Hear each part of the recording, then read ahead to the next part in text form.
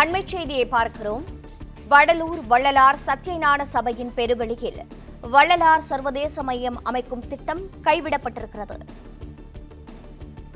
வள்ளலார் சர்வதேச மையம் அமைக்கும் திட்டம் கைவிடப்பட்டதாக உயர்நீதிமன்றத்தில் இந்து சமய அறநிலையத்துறை தகவல். சத்தியஞான சபையின் 71.24 ஏக்கர் நிலத்தை சுற்றி சுற்றுச்சுவர் அமைக்க உள்ளதாகவும் தகவலானது தற்போது கிடைத்திருக்கிறது. வடலூர் வள்ளலார் சத்தியஞான சபையின் பெருவெளியில் வள்ளலார் சர்வதேச மையம் அமைக்கும் திட்டம் கைவிடப்பட்டிருப்பதாக உயர்நீதிமன்றத்தில் இந்து சமய அறநிலையத்துறை தகவல் தெரிவித்திருக்கிறது. அண்மைச் செய்தியாக பார்க்கிறோம். இது பற்றிய விவரங்களோடு இணைப்பில் இருக்கிறார் செய்தியாளர் ஆனந்த். ஆனந்த், வணக்கம். இந்த திட்டம் கைவிடப்பட்டதற்காகவும் மேலும் என்ன திட்டம் மேற்கொள்ள இருப்பதாக இந்து சமய அறநிலையத்துறை தெரிவித்திருக்கிறது, விவரிக்கலாம்.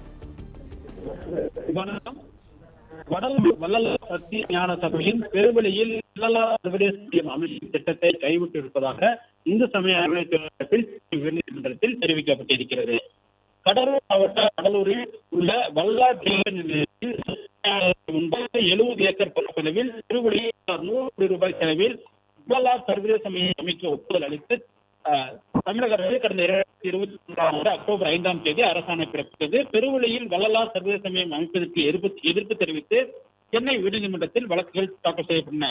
இந்த வழக்கில் விசாரித்த சிறப்பு அமர்வு பெருவெளியில் கட்டுமானங்களை மேற்கொள்ளக்கூடாது என உத்தரவிட்டிருந்தது. இந்த நிலையில் இந்த வழக்குகள் அனைத்தும் நீதிபதி ஜெயச்சந்திரன் மற்றும் சவுந்தர் ஆகியோர் அடங்கிய அமர்வில் இன்று விசாரணைக்கு வந்தது. அப்பொழுது பெருவெளியில் 100 கோடி ரூபாய் செலவில் சர்வதேச மையம் அமைக்கும் திட்டத்தை கைவிட்டிருப்பதாக இந்து சமய அறநிலையத்துறை தரப்பில் தெரிவிக்கப்பட்டது. அதே சமயம் பெருவெளியில் ஜோதி திட்டத்திற்கு இடையூறு ஏற்படுத்தாத வகையில் மாற்று திட்டத்தில் நூலகம், கூட்டரங்கம், யோகசாலை கட்ட திட்டமிட்டிருப்பதாகவும் தற்போது சத்திய வசம் உள்ள 71.24 ஏக்கர் நிலத்தில் ஆக்கிரமிப்புகள் இருந்து பாதுகாக்க சுற்றுச்சூழல் அமைக்க உள்ளதாகவும் அறநிலையத்துறை தரப்பில் தெரிவிக்கப்பட்டது. மாற்று இடத்தில் நூலகம், யோகசாலை அமைப்பது அரசின் என தெரிவித்த நீதிபதி